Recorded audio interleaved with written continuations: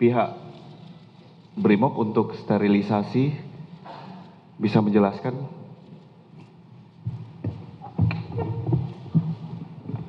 Terima kasih yang terhormat Bapak Kapolda, yang saya hormati rekan-rekan pejabat utama Polda Metro Jaya, dari Puslapfor, Densus, dari KPAI, dan rekan-rekan media semua yang berbahagia. Pada kesempatan yang baik ini, saya akan menyampaikan tentang analisa pasca ledakan yang terjadi di SMA Negeri 72 Jakarta, yang terjadi pada hari Jumat 7 November 2025. Pasca ledakan terjadi, jajaran Satuan Brimob Polda Metro Jaya diperintahkan oleh Bapak Kapolda langsung menuju ke TKP. Kami bersama tim Jibom dari Detasemen Gegana langsung menuju ke TKP. Kemudian ada beberapa langkah yang kami lakukan di sana, yaitu membuat zona perimeter. Untuk zona merah itu di titik ledakan, zona kuning itu untuk rekan-rekan dari tim Jibom Gegana bekerja, kemudian perimeter zona abu-abu itu zona terbatas, dan kemudian kita membuat zona hijau itu di luar lingkungan sekolah, di luar pagar. Itu kita nyatakan betul-betul aman dan steril untuk yang di luar pagar. Jadi mohon maaf untuk rekan-rekan media, beberapa waktu yang lalu kami tempatkan di luar pagar karena itu memang sesuai dengan SOP demikian. Dan termasuk masyarakat juga bisa berada di zona hijau tersebut. Yang kami lakukan yaitu mengumpulkan informasi di TKP, kemudian melaksanakan sterilisasi untuk mencari secondary device atau bom yang masih aktif, kemudian kami lakukan penjinakan bom yang masih aktif dan mengamankan bahan peledak di TKP, kemudian melakukan observasi di tempat kejadian ledakan, kemudian melakukan sterilisasi ulang untuk memastikan tidak ada bom yang masih aktif yang terlewat, kemudian menyatakan TKP aman dan menyerahkan berita acara kepada manajer TKP, dalam hal ini adalah Kapolres Jakarta Utara, dan membantu rekan-rekan dari Puslapfor untuk melakukan identifikasi. Dari langkah-langkah tersebut, kami mendapatkan ada dua TKP peledakan, dua peledakan bom. Yang pertama yaitu di masjid, di dalam masjid di lingkungan SMA Negeri 72 tersebut. Kami menemukan beberapa barang bukti seperti serpihan plastik, kemudian ada dua krater atau dua kawah ledak yang ada di dalam masjid tersebut. Kemudian kami temukan paku, kemudian ada juga potongan tas, kemudian ada switching rocker dan seterusnya yang berkaitan dengan benda yang diledakkan oleh terduga. Namun yang perlu kami sampaikan kepada rekan-rekan media, di sana ada dua krater, artinya ada dua kawah ledak yang kami temukan di TKP. Berarti kemungkinan diduga memang ada dua bom yang diledakkan di dalam masjid.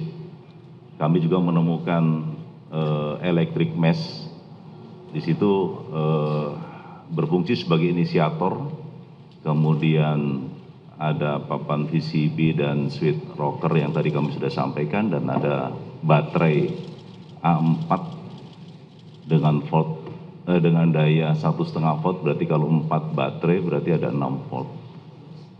Kalau receiver itu sudah terbongkar menjadi serpihan, itu dengan daya 6 volt, sama dengan baterai yang digunakan 6 volt. Kemudian untuk bahan peledak atau eksplosif yang kami temukan dengan menggunakan alat rigaku yang kami punya, itu terdeteksi potasium klorat yang digunakan oleh terduga, dan ini mungkin lebih lengkap nanti dari rekan-rekan Puslapfor untuk bahan kimia lain yang menyertai di bahan utama tersebut. Kemudian ada serpihan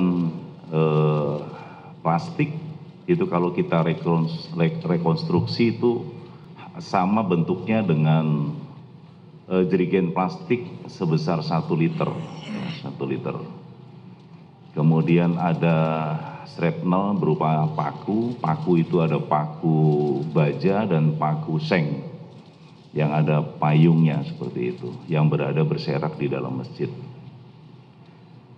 Dari beberapa barang bukti kita analisis bahwa power yang digunakan oleh terduga itu dengan menggunakan 4 buah baterai A4, kemudian inisiatornya adalah electric mesh, kemudian eksplosifnya mengandung potasium klorat, kemudian switchingnya menggunakan receiver yang dikendalikan dengan remote. Nah, namun remote tidak kita temukan di dalam masjid. Kemudian casingnya itu jerigen plastik 1 liter dan kemudian shrapnelnya paku. Dapat disimpulkan untuk di TKP pertama di masjid bahwa berdasarkan material yang ditemukan, rangkaian tersebut adalah rangkaian bom aktif dengan menggunakan remote.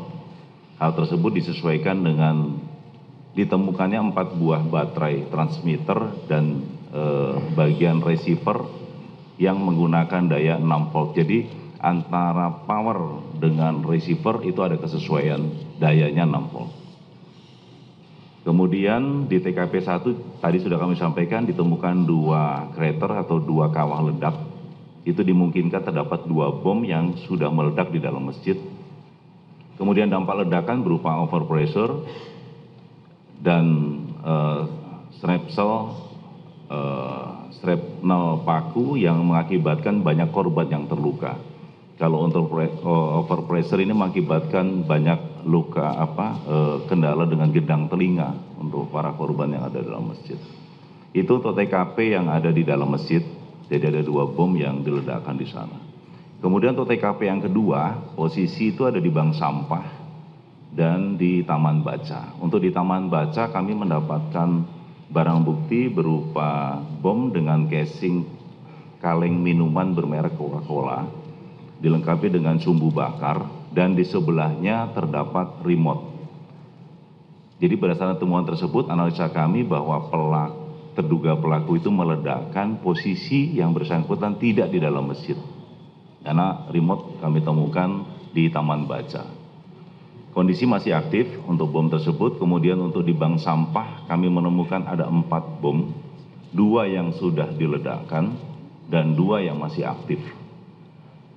Kami lakukan X-ray dan tidak terdapat rangkaian elektronik di dalam bom yang di bank sampah. Bom yang di dalam bank yang terdapat kami temukan di bank sampah tersebut menggunakan casing pipa ukuran 3/4 mm dengan panjang kurang lebih sekitar 20 cm.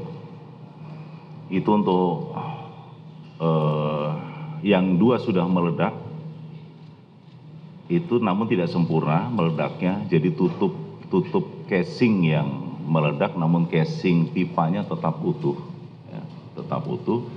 Dan 2 yang masih aktif sudah kita karena kami tahu tentang cara teman-teman dari Jibom untuk melakukan pembongkaran bom secara manual karena tidak ada rangkaian elektronik, sehingga kami temukan di sana untuk powernya adalah sumber api, inisiatornya itu sumbu bakar firework, jadi kalau tidak dibakar ya bom itu tidak meledak. Namun yang 2 itu dibakar oleh terduga pelaku. Kemudian eksplosifnya sama menggunakan potasium klorat. Switchingnya itu inisiasi waktu, jadi tergantung panjang pendeknya sumbu. Kalau sumbunya panjang ya lebih lama waktunya, kalau sumbunya lebih pendek itu lebih cepat. Itu switchingnya. Kemudian casingnya ada 2, kaleng minuman merek Coca-Cola dan pipa logam ukuran 3/4 mm. Dapat kami simpulkan bahwa berdasarkan material yang ditemukan, aktivasi bom menggunakan sumbu api. Kemudian yang di Taman Baca ditemukan 1 bom bakar dengan casing kaleng minuman bermerek Coca-Cola dengan kondisi masih aktif dan saat ini sudah diamankan oleh Detasemen Gegana Satrimob Polda Metro Jaya untuk barang bukti tersebut. Kemudian di bank sampah itu ditemukan 2 yang sudah meledak dan 2 yang masih aktif, itu pun yang masih aktif sudah kita amankan di markas Gegana Satrimob Polda Metro Jaya. Berdasarkan hal tersebut maka dapat kami simpulkan bahwa total di TKP kami temukan 7 buah bom dengan rincian sebagai berikut. Di TKP 1 itu 2 bom sudah meledak dengan aktivasi receiver yang dikendalikan dengan remote control, yang remote-nya kami temukan di Taman Baca. Kemudian di TKP kedua ditemukan 2 bom sumbu bakar dengan casing pipa 3/4 inci, kondisi sudah meledak namun tidak sempurna atau low order sehingga hanya tutupnya saja yang hancur. Nah, ini berkesesuaian juga dengan terduga ada bagian tubuhnya yang luka di sana. Kemudian 2 bom sumbu bakar dengan casing pipa logam 3/4 inci, kondisi masih aktif. Dan 1 buah bom sumbu bakar dengan casing kaleng minuman merek Coca-Cola juga kondisi masih aktif. Jadi dari 7, 4 yang meledak, 3 yang masih aktif sudah kita amankan di markas Gegana Satuan Brimob Polda Metro Jaya. Demikian rekan-rekan media yang dapat kami sampaikan. Kami kembalikan ke Bapak Kabid Humas. Terima kasih. Terima kasih Bapak Dansat Brimob tadi sudah menjelaskan tentang jumlah bom dan kondisi pada saat sterilisasi. Kita selanjutnya mendengarkan bersama-sama bagaimana Puslapfor Mabes Polri pada saat melaksanakan olah TKP setelah lokasi disterilkan pihak Jibom Satuan Gegana. Silakan Kombes Ari dari Puslapfor. Bismillahirrahmanirrahim. Assalamualaikum warahmatullahi wabarakatuh. Yang terhormat Bapak Kapolda Metro Jaya, rekan-rekan pejabat utama yang saya hormati Ibu Ketua KPAI, kami dari Pusat Laboratorium Forensik sesuai dengan SOP melaksanakan olah tempat kejadian perkara. Dalam hal ini adalah kasus peledakan.